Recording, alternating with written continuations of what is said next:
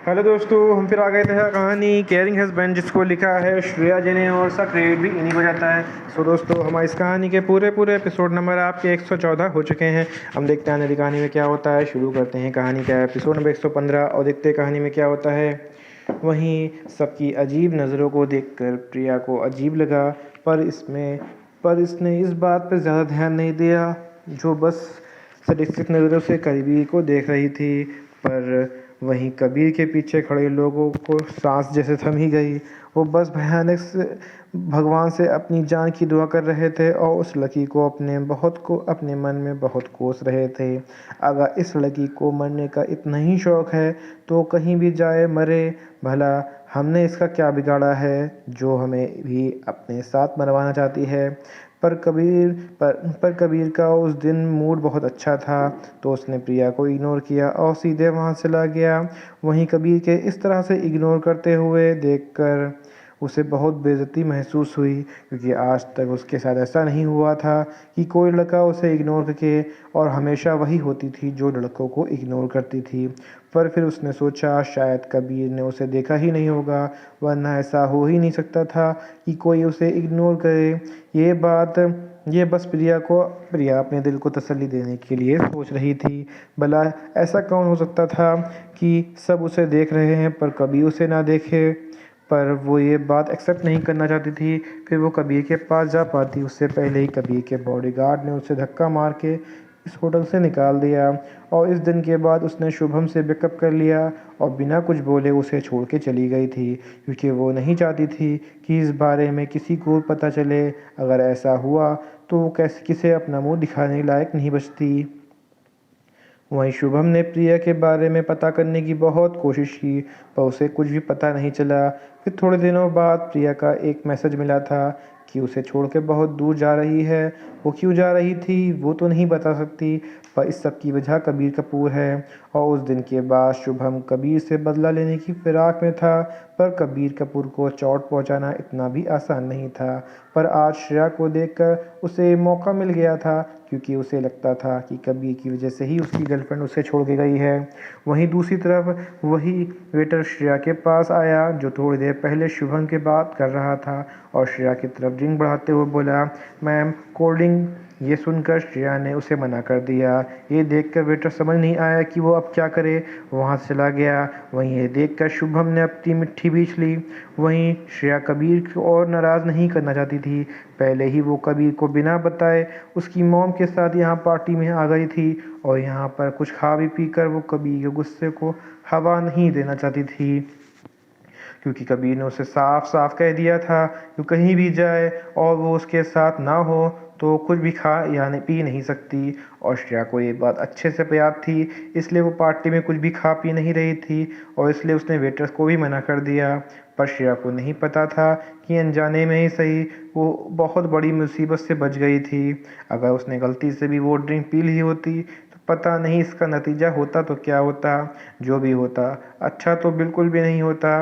वहीं श्रेया यही सच सोच रही थी कि तभी उसे बहुत शोर सुनाई दिया, और फिर उसने उस तरफ देखा तो देखते ही उसकी आंखें डर से फैल गईं, और उसने कस के अपनी साड़ी का पल्लू को पकड़ लिया। उसे बहुत घबराहट हो रही थी, क्योंकि वहाँ पे कोई और नहीं, कबीर खड़ा था और उसे ही देख रहा था। भले ही इस समय कबीर के चेहरे पे हमेशा की तरह कोई एक्सप्रेशन नहीं थे, उसका चेहरा हमेशा की तरह एक्सप्रेशनलेस था, फिर भी श्रेया कबीर को देख के बता सकती थी कि कबीर इस समय बहुत गुस्से में है। वहीं कबीर की मॉम ने भी कबीर को देख लिया था, और श्रेया भी इस तरह कबीर को देख के समझ गई थी कबीर का मूड बिल्कुल भी अच्छा नहीं है। ये देख कर वो डर गई थी। भले ही कबीर की मॉम थी, पर उनकी भी कबीर के सामने नहीं चलती थी। कबीर के गुस्से में हर कोई डरता था, चाहे उसके घर वाले ही क्यों ना हो, क्योंकि हर कोई जानता था कबीर कितना खतरनाक है। अब उन्हें अपने डिसीजन पे पछतावा हो रहा था, वो क्यों श्रेया को यहाँ ले आई। वहीं कबीर के आते ही वहाँ का पर हड़कंप मच गया था, कि कबीर से मिलना बहुत मुश्किल होता था। इसलिए सब कबीर को वहाँ देखकर एक्साइटेड हो गए थे, पर उसके पास जाके कबीर से बात करना चाहते थे। इस समय पर इस समय के पास एक भयानक और औरत था, इसलिए किसी को भी हिम्मत नहीं हो रही थी कबीर के पास जा सके। वहीं कबीर ने सबकी नज़रों को इग्नोर किया, सीधा चलकर श्रेया के पास चला गया। श्रेया के पास पहुँच के उसने श्रेया को ऊपर से नीचे तक देखा और श्रेया को साड़ी में देखकर उसे गुस्से में अपनी मुट्ठियाँ भींच ली, क्योंकि सच में साड़ी में श्रेया बहुत खूबसूरत लग रही थी। कबीर को ये सब सोच सोच के गुस्सा आ रहा था और कि श्रेया को इस तरह कितने लोगों ने देखा होगा, पर उसने अभी अपने गुस्से को शांत किया, क्योंकि वो सबके सामने श्रेया पे गुस्सा नहीं करना चाहता था। सच में आज श्रेया की किस्मत बहुत ख़राब थी, क्योंकि पहले ही कबीर बहुत गुस्से में था और श्रेया को साड़ी में देखकर तो उसका गुस्से को कोई ठिकाना ही नहीं था। फिर कबीर ने श्रेया का हाथ पकड़ लिया। कबीर ने बहुत तेज़ श्रेया का हाथ पकड़ रखा था, जिससे उसे बहुत दर्द भी हो रहा था, पर उसकी हिम्मत ही नहीं हो रही थी वो कबीर से कुछ बोल सके। वो बिना कुछ बोले अपना सिर नीचे खड़ी थी, अपना दर्द बर्दाश्त कर रही थी। वहीं कबीर का मूड सच में आज बिल्कुल भी अच्छा नहीं था, क्योंकि आज उसकी फ़ॉरेन क्लाइंट के साथ मीटिंग थी और जब वहाँ पहुँचा तो उसे पता चला कि क्लाइंट वहाँ आए ही नहीं। और जब कबीर के असिस्टेंट ने उन्हें फ़ोन किया तो पता चला कि वो लोग आने वाले नहीं हैं, और उन्हें ये बात उन्हें बताना ज़रूरी भी नहीं समझा। ये सब सोच के कबीर को बहुत गुस्सा आया और फिर अपने असिस्टेंट को बोला कि हमारी जितनी भी कंपनी हैं उन सबको इन्फॉर्म कर दो कि आज के बाद हम इन लोगों के साथ कोई काम नहीं करेंगे।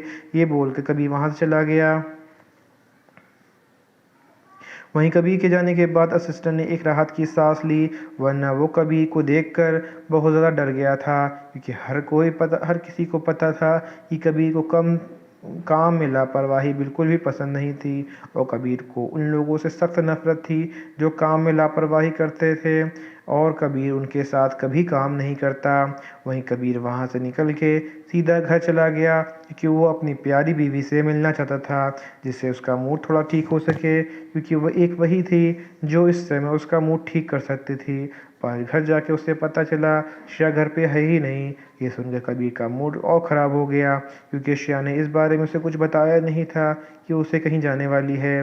फिर उसने श्रेया के बॉडीगार्ड को फ़ोन किया, जो हमेशा श्रेया को छुप के प्रोटेक्ट करते थे जब भी वो कहीं बाहर जाती थी। और जब उसे पता चला कि श्रेया मॉम के साथ एक पार्टी में गई है, और ये सुनकर कबीर का गुस्सा कोई ठिकाना ही नहीं था। उसने गुस्से में आकर कबीर में अपना फ़ोन ज़मीन पर पटक दिया, जिससे फ़ोन चकनाचूर हो गया। वो चिल्लाते हुए बोला, श्रेया तुम्हें ऐसा नहीं करना चाहिए था। तुम्हें पता था कि मुझे ये बिल्कुल भी पसंद नहीं है कि तुम मुझसे कोई बात भी छुपाओ।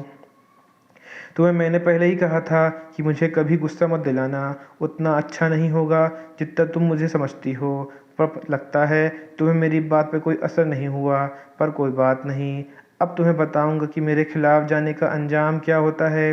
वहीं आसपास के नौकर भी कबीर को इतने गुस्से में देख कर डर गए। किसी की भी हिम्मत नहीं हो रही थी कि वो ठीक से सांस भी नहीं ले पा रहे थे, क्योंकि हर कोई कबीर के गुस्से से वाकिफ़ था। और श्रेया के आने के बाद ये पहली बार था जब उन्होंने कबीर को इतने गुस्से में देखा था, क्योंकि श्रेया के याद कि यहाँ आने के बाद कबीर कम गुस्सा करने लगा था। वो लोग समझ गए थे कि पक्का श्रेया से रिलेटेड कोई बात है जो कबीर इतने गुस्से में है। ये सब सोच के उन्हें श्रेया के लिए डर लग रहा था, क्योंकि वो सब श्रेया को बहुत पसंद करते थे, पर वो लोग कुछ कर भी तो नहीं सकते थे, क्योंकि उनकी इतनी औकात नहीं थी कि वो लोग बस एक नौकर थे। वो लोग बस श्रेया के लिए दुआ कर सकते थे कि गुस्से में आके कभी श्रेया के साथ ऐसा कुछ ना कर दे। वहीं कबीर का श्रेया का हाथ पकड़ के सबको इग्नोर करते हुए वहाँ चला गया। श्रेया भी बिना कुछ बोले कबीर के साथ वहाँ से चली गई, पर वो इस समय बहुत घबराई हुई थी। वहीं कबीर की मॉम कबीर को श्रेया को वहाँ ले जाते हुए देख रही थी। वो कुछ कहना चाहती कि पर उनकी हिम्मत ही नहीं हो रही थी वो कबीर से कुछ कह सके। वहीं जब कबीर श्रेया के साथ बाहर आई, श्रेया ने हिम्मत करके बोली, हब्बी ये आप क्या कर रहे हो, मुझे बहुत दर्द हो रहा है। पर ये सुनकर कबीर कोई जवाब नहीं दिया। वहीं कबीर का वो जवाब ना देते एक श्रेया से फिर से बोली, अभी हाथ छोड़िए मेरा, मुझे दुख रहा है। पर यह सुनकर कबीर ने अपनी लाल आंखें से घूर कर श्रेया को देखा। वहीं कबीर को इतने गुस्से में देखकर श्रेया ने अपना सिर झुका लिया और उसके आंखों से आंसू बहने लगे।